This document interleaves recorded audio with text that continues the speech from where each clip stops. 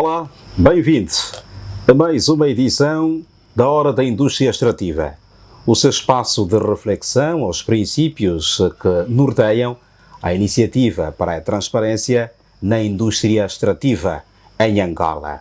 O meu nome é Anastácio Sassembela e hoje temos como convidado o reverendo Daniel Tonianzinga, pastor da Igreja Evangélica Batista de Angola, PhD em Teologia e Estudos Religiosos, um dos responsáveis, ou melhor, um dos respeitados membros da sociedade civil angolana e coordenador da plataforma Chota Angola, a Conferência Nacional dos Recursos Naturais, uma iniciativa da sociedade civil angolana que congrega várias organizações da sociedade civil, religiosas e também membros de comunidades para discutir desafios e propostas relacionadas com a exploração dos recursos minerais, ou se quisermos, naturais, no nosso país. Reverendo, obrigado por aceder ao nosso convite. Bem-vindo. Obrigado, eu que agradeço e seja bem-vindo nesse espaço. Com o trabalho que sempre aprecio quando vocês estão a fazer esse tipo de programação. Agradeço a Deus e a vós por tudo. Muito bem. Reverendo, antes de avançarmos ao nosso tema central, diga-nos, criado em 2016, o Chota tem cumprido com os objetivos que se propôs a seguir? Eu digo, em princípio, sim. Criou um entusiasmo que eu sempre apreciei. Eu não estava lá no ano da criação, só fui chamado depois, porque estava numa outra atividade fora do país. Mas o ano a seguir, desde então, tenho acompanhado e participado. Tenho feito alguma coisa que alertou a atenção da cidadania angolana e de muitos atores na sociedade, que chamamos sociedade civil. E dou sempre graça porque quase todos os anos, quando se reúne, há ideias que mostram que a iniciativa foi muito boa e tornou-se importante, não só na caminhada de nós todos, mas muito mais na visão que o país deve ter. Gostei muito também da escolha que fizeram quando disseram organização ou movimento de recursos naturais. E isso para mim foi muito bom, a escolha que fizeram, não apenas olhando naquilo que povos de outras terras em África e em outros mundos faziam, porque existe esse tipo de organizações em vários pontos, mas ao optar por aquilo que chamaram recursos naturais, e eu disse, afinal, naquele momento, o centro era os recursos minerais. Mas ao optar pelos recursos naturais, eu disse, bom, a melhor coisa é que não apenas os recursos minerais que devem ser a preocupação, mas os recursos naturais. E o ser humano, partindo do princípio bíblico também que pegaram, o ser humano é um dos recursos que Deus criou. Aliás, é interessante que esse Deus criou tudo e depois ele próprio apreciou, estava tão bom. Depois disse que vamos criar o ser humano e criou o homem e a mulher, a quem ele disse, então, cuide disso tudo. O que significa que a nossa preocupação com recursos naturais deve incluir o ser humano, a quem Deus disse tudo isso à vossa disposição. Mas cuida, ela não disse destrói, ele disse cuida. E é exatamente esse que eu considero, e graças a Deus também a maioria dos participantes nesse movimento, chamo o movimento, optaram e assumiram essa perspectiva, que a nossa preocupação dos recursos minerais é parte da nossa preocupação sobre a vida de tudo que somos em Angola. Recursos naturais, uma bênção para todos. Este foi um dos lemas que norteou uma das conferências do Chota, creio que em 2021. Na sua ótica, reverendo, os recursos naturais são de facto uma bênção para todos os angolanos? do ponto de vista do objetivo que Deus, quando criou, é isso. Do ponto de vista da vida, seja de nós como humanos e dos recursos, essa é exatamente a preocupação do Chota. A sua existência é exatamente isso. Fazer o melhor possível para que todos os recursos que Deus criou e colocou nas terras que os portugueses chamaram Angola estejam ao serviço aos outros, e isso para o bem que Deus quis para nós.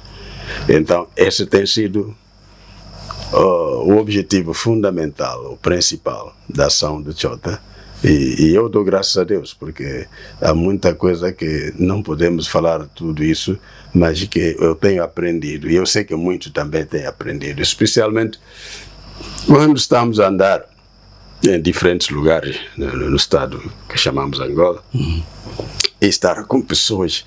Eu fico muito tocado quando sentamos em discussões, por exemplo, o último encontro que eu tive fora de Luanda foi no Huambo, o ano passado. Fiquei muito tocado de ver como as pessoas estão a falar da realidade em que vivem e como é que, como recursos, estão a passar por situações boas quando há um uso, melhor uso, especialmente o ganho. Falando, por exemplo, as mamães do trabalho nas lavras e tudo, você sente quando estão a colher o resultado do trabalho feito, ficam contentes. Alguma alegria. Não só alegria, mas ficam tão contentes que estão a mostrar mesmo que alguma coisa Deus fez. E quando vou comparar isso ao passado, estou a me referir, e infelizmente, quando falo do passado, andei um bocado, e quando vi, por exemplo, a produção agrícola que saía dos vários pontos do país, e vejo hoje, então eu digo, essas mamães, esses papais estão, num lado a lamentar, no outro momento a dizer, graças a Deus conseguimos isso, estão a dizer que sim, o que Deus colocou em Angola, e nós, quando nos servimos bem, ou fazemos bem o que devemos fazer, o resultado é bom. Esses são um elemento que me anima muito quando optamos pela palavra Chota Angola, porque a palavra Chota, que também gostei muito, eu não estava lá quando optaram que vamos pegar uma palavra de uma das línguas nossas, e é interessante que já existiam palavras que falavam do encontro de gente, então foram pegar a palavra Chokwe, da língua Chokwe, para dizer Chota. É o espaço onde os velhos sentavam para falar da vida comum, seja dos problemas, bem como das soluções que devem assumir para resolver problemas. Então, tratar da vida comum, várias línguas colocaram os termos que utilizaram, né? Que se utilizam para esse tipo de espaço. E eu gostei muito de ver que foram pegar isso. Então, o Chota é o lugar onde toda a angolanidade, ou todo angolano e toda angolana, pode sentar para falar da vida, mas da vida junto. Não é apenas a vida do outro e depois, não. Quando estamos a falar da vida e ver o que está a acontecer, o que queremos fazer, como é que isso vai trazer algo de bom na vida de todos. Reverendo, a indústria extrativa é sem sombra de dúvidas o motor da economia angolana. Como é que olha para a transparência neste setor? Bom, esse é um problema muito sério que já nos temos debatido há um bom tempo. Eu vou dar um exemplo. Eu nasci, depois meu pai teve que fugir, estava sendo perseguido e bom, a mãe, quando achou que não pôde mais viver sem o seu marido, me levou fora. Então eu cresci lá e voltei já adulto. Aliás, jovem, já não era adulto. Já era jovem, sim. Eu vejo bem como é que os recursos, os velhos na aldeia onde nasci, estavam a tratar os recursos que chamamos naturais, né? Vou dar o exemplo mesmo de lavras. E quando foram forçados de estar a viver, nós nascemos nas aldeias, não como na cidade onde o bairro é ligado a outro bairro. As aldeias nós tínhamos, mas quando estavam a dizer que este ano vamos trabalhar, e optaram por o sistema de escolher qual é a área onde vão fazer o trabalho agrícola. Essas lições eu aprendi a ver como é que respeitavam. Este ano vamos trabalhar na zona tal. E essa zona, as famílias, os povos que são chamados como os donos, daí é a família tal. Então, todas as famílias vão sentar, vão se acordar, é na zona das famílias tal onde vamos trabalhar este ano para a agricultura. Para fazer grandes, porque os portugueses insistiam que tenham muita produção. E faziam. E é interessante que, como já alguém que fez estudo, que você citou, vou ler. E você lendo mesmo os livros que os próprios portugueses escreviam, você vai notar, apreciavam a produção agrícola. E é uma zona onde nasci, onde havia muitas fazendas de café. Quer dizer, os terrenos pegados pelos portugueses para produzir café. Mas tinha terrenos, eles produziam e produziam grandes quantidades. De tal maneira que Angola é um dos países que exportava quase tudo. O café era o terceiro país do mundo a produzir quantidade de café. E todos os outros produtos, até feijão exportávamos, até fubá exportávamos. E está nos livros dos próprios portugueses que produziam. E quando nos mostramos que é bom trabalharmos sobre esses problemas, o Chota engaja nesses debates.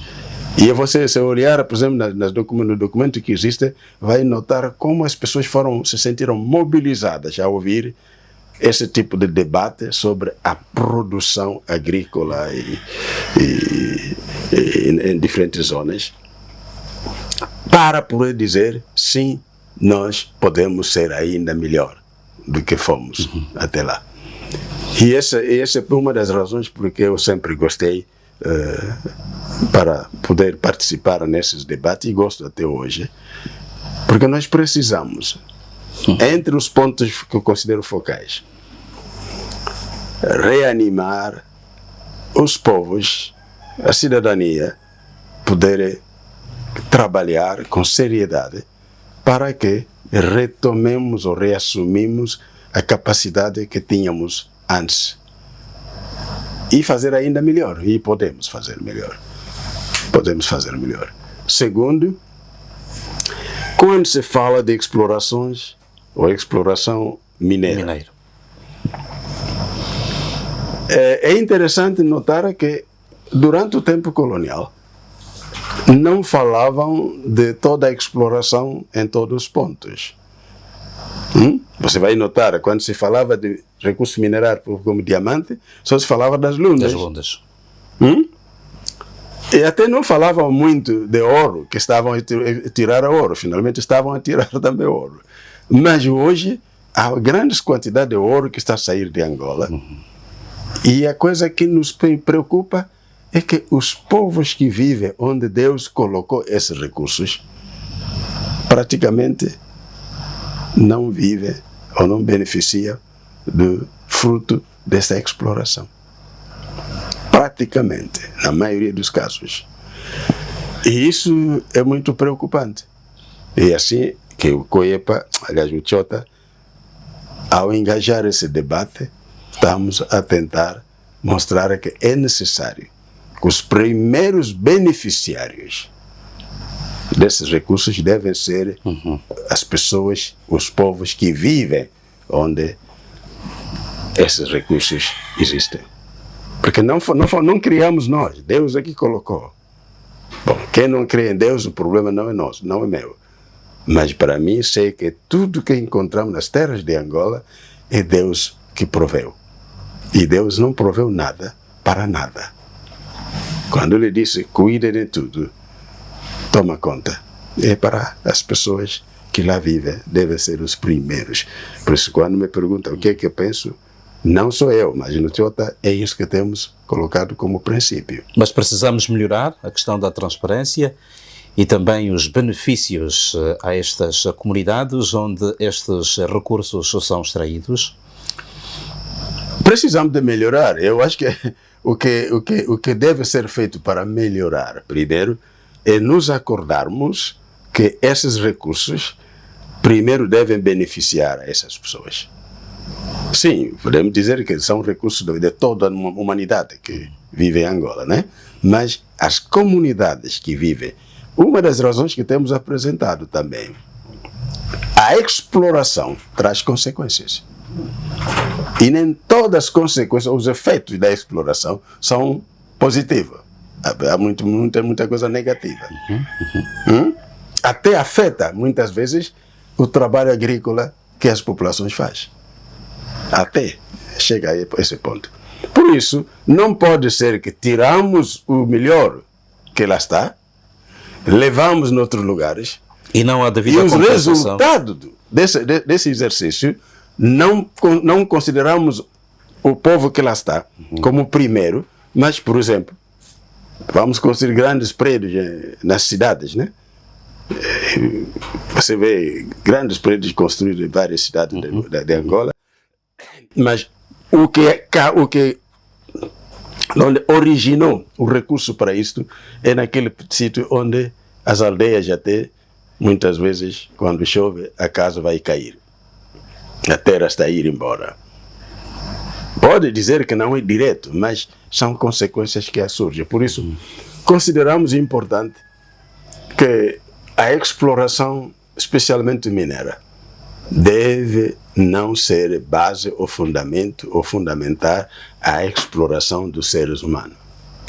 Porque quando não olhamos naquilo que eles estão a viver, e muitas vezes estamos a dizer que a empresa grande que veio deste ou daquele país é que veio fazer a exploração, mas quem é que desce lá embaixo, lá no fundo, Eu próprio nacional. até com katana e que é a pessoa que lá vive. E quando esse diamante ou esse ouro levado, quem está a receber qualquer bocado é que está em Luanda. Está a ver?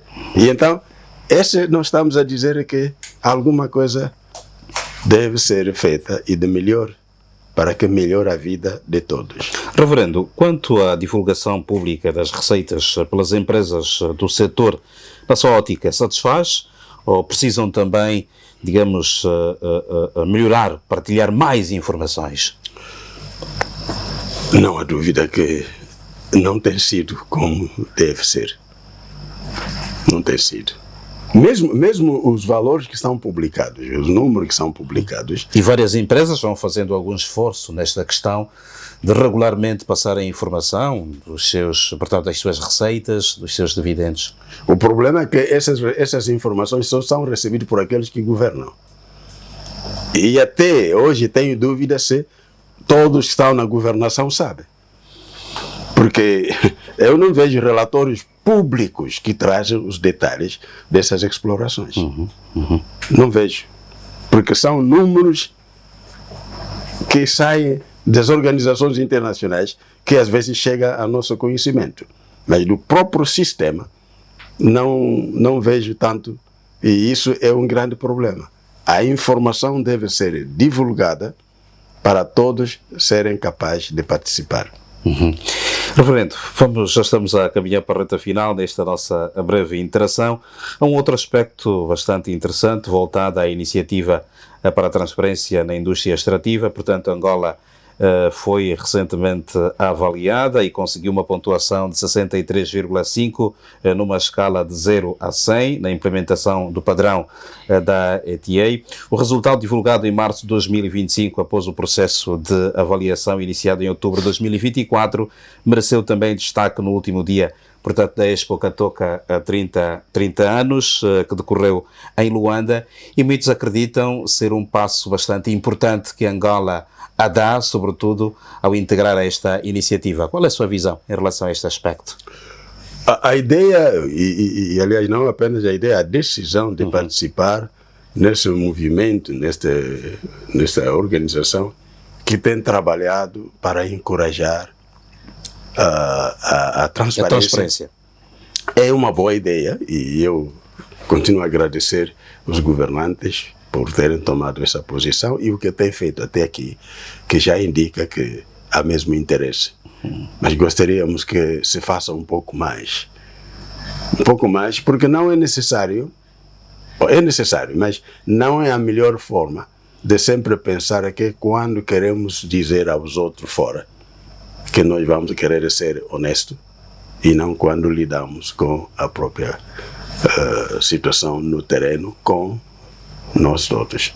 Por isso, estamos a tentar fazer o melhor para os ETA, estamos a tentar fazer o melhor possível, o diálogo está a continuar, mesmo entre nós. Por exemplo, agora estamos a concluir o processo de eleger os da sociedade civil que vão participar no trabalho. Já elegemos, só agora estamos a tratar os assessores.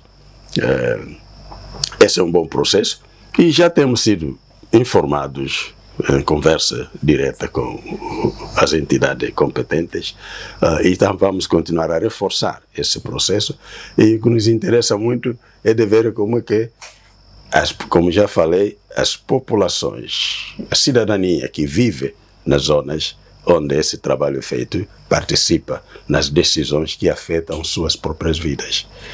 Porque toda a exploração tem efeito. E então, essas não devem ser apenas gente que é informada, mas tem que participar nas decisões e de como essas decisões vão ser tratadas para olhar nos desafios que tudo que vem e está sendo feito vão trazer. Acredita em dias melhores? Essa é a minha fé. Acredito em dias melhores, logo que nós todos aceitamos que temos que fazer o melhor para todos participarem. Porque enquanto houverem uns que participam, outros não participam, mas dizer que está tudo bem, o dia melhor não vai estar como deve ser. Reverendo, muito obrigado por esta participação, sucessos e queremos sempre contar com as suas contribuições em próximas edições do Hora da Indústria Extrativa. Obrigadíssimo. Eu é que agradeço que continue com esse lindo trabalho. Já apreciei no passado, vou continuar a apreciar no futuro. Muito bem, e assim terminamos com mais uma edição da Hora da Indústria Extrativa. O nosso convidado foi o reverendo Daniel António Nzinga, o coordenador do Chota Angola. Grato pelo carinho da sua audiência, estamos juntos na próxima edição.